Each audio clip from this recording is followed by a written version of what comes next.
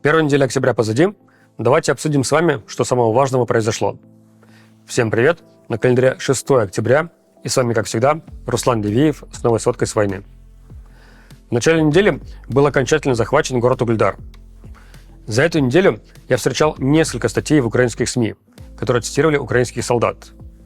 Некоторые из них жаловались, что решение об отступлении было принято слишком поздно, и в целом часть сил начала отступать сама, не дожидаясь команды сверху.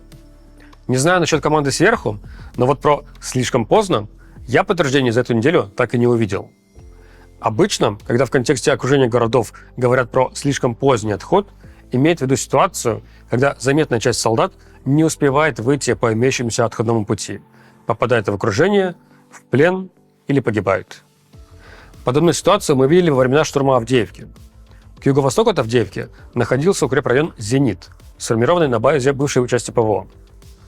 Длительное время он находился в полуокружении, но команды отходить долго не было, в результате чего многие солдаты погибли в боях. Результаты этого мы увидели на многочисленных видеозаписях, опубликованных пророссийскими телеграм-каналами. В случае с Угледаром же подобных видеозаписей по-прежнему нет, даже почти неделю спустя. Да и на последних видео перед захватом города не видно активных сражений в городской части. На данный момент все выглядит как нормальный отход, не приведший к какому-либо окружению. Битва за Угледар длилась фактически больше 2 лет. Я помню особенно яростные сражения зимой 23 года и уже позабытый многими термин «мурадовщина».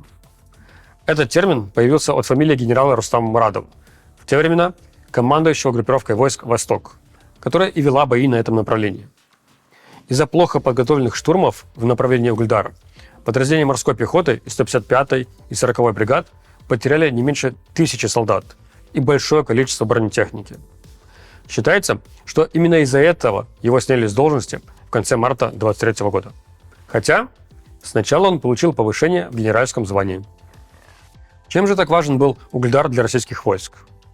Город представлял собой укрепленный форпост, находящийся на стыке южной и восточной части фронтов. Сам он находится на возвышенности и состоял из многоэтажной застройки, поэтому с него было удобно контролировать окружающую территорию. Примерно в 20 километрах к востоку от Угледара проходит железнодорожная ветка, соединяющая Донецк с Мариуполем.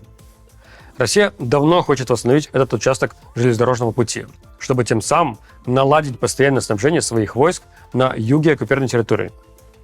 Этот вопрос стал еще более острым после ряда украинских атак на Крымский мост, в результате которых его стали гораздо реже использовать для железнодорожных перевозок в аннексированный Крым. В качестве временной альтернативы существовала железнодорожная паромная переправа в Керченском проливе, но и она теперь недоступна после ударов украинских сил по паромам.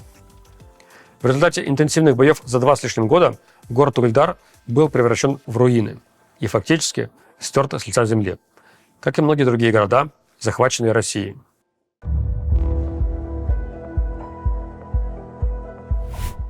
На южном фланге Покровского направления, оно же Кураховское направление, складывается опасная ситуация вокруг поселка Цукурино.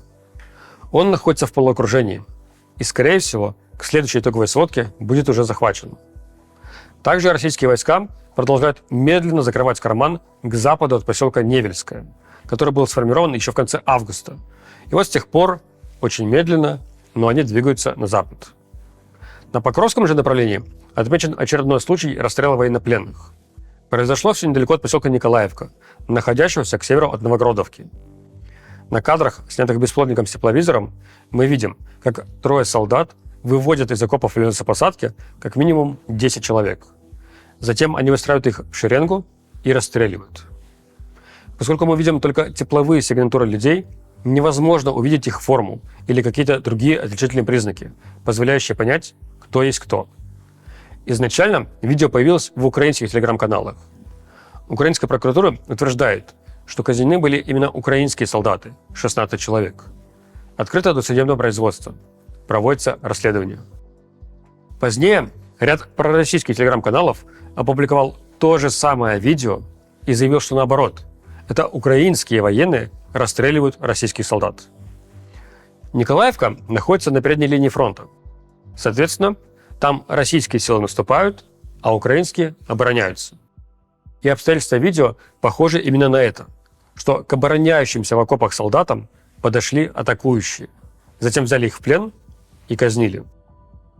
На этой неделе появилась статья «Вашингтон-Пост», в которой цитируют хорошо знакомого нам военного аналитика Роба Ли, который говорит, что российские военные перешли к новой тактике. Раньше они атаковали группами до 20 человек. Теперь же атакуют более мелкими группами, до 4 человек. И ровно это мы и видим на видео с беспилотника. Как минимум 3 атакующих солдат берут в плен как минимум 10 обороняющихся. Плюс тот факт, что это изначально появилось в украинских источниках.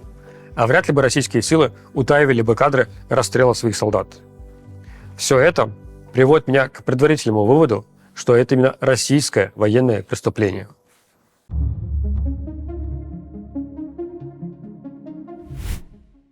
Еще примерно 2-3 недели назад в городе Волчанске на Харьковском направлении украинские силы смогли освободить агрегатный завод.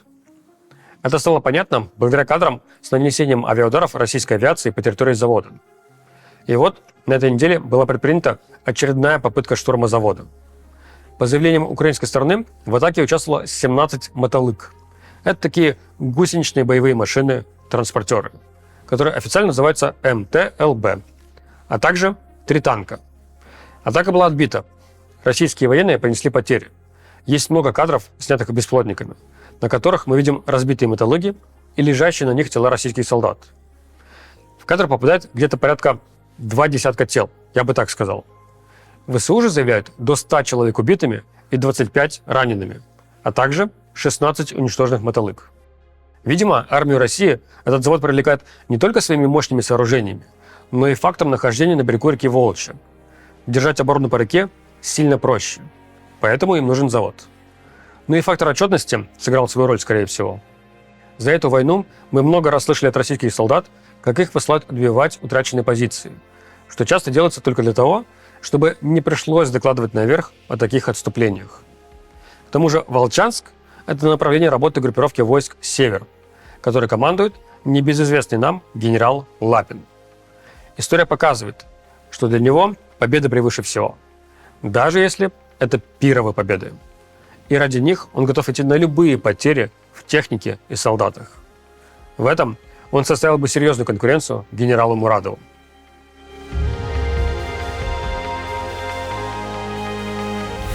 Вчера появились кадры сбития новейшего российского беспилотника С-70 «Охотник» в небе над городом Константиновка Донецкой области. Город находится примерно в 10 километрах к западу от Часова Яра. Это близко к передней линии фронта.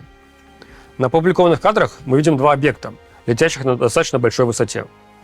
Самолет, летящий за беспилотником, пускает ракету и поражает его, в результате чего последний, разрушаясь в воздухе, падает на землю. Опубликованные кадры обломков не оставляют сомнений, что это именно тяжелый беспилотник «Охотник». Какой стране принадлежал самолет, сбивший «Охотник», достоверно пока неизвестно. Для авиации обеих сторон было бы очень опасно летать над Константиновкой, да еще на такой высоте, на которой вас сильно заранее обнаружит вражеское ПВО. Российский самолет мог сбить этот беспилотник в случае, например, потери связи с ним со стороны оператора. Уничтожив «Охотник», они таким образом предотвратили возможность его попадания в распоряжение украинских сил. Известный украинский специалист в области военных радиотехнологий Сергей Флеш опубликовал видео с тренировками российских военных по отражению атак безэкипажных катеров с помощью FPV-дронов.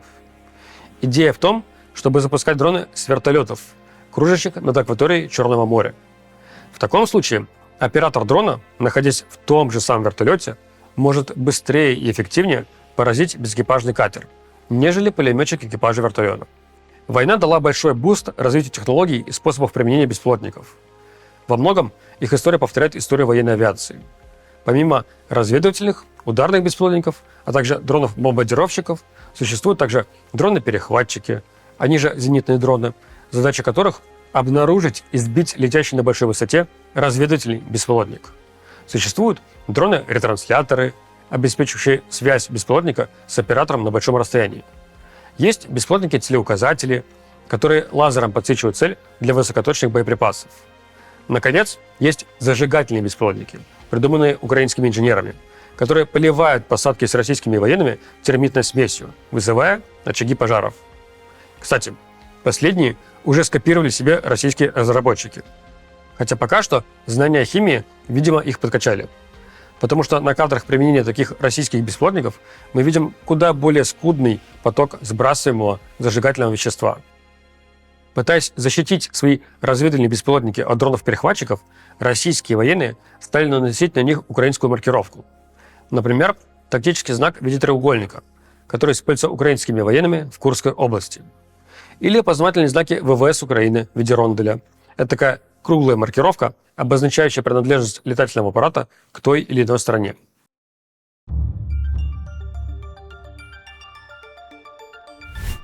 Когда в начале года продолжались политические баталии вокруг Конгресса США с его согласованием помощи на $61 миллиард, на помощь Украине пришла Чехия.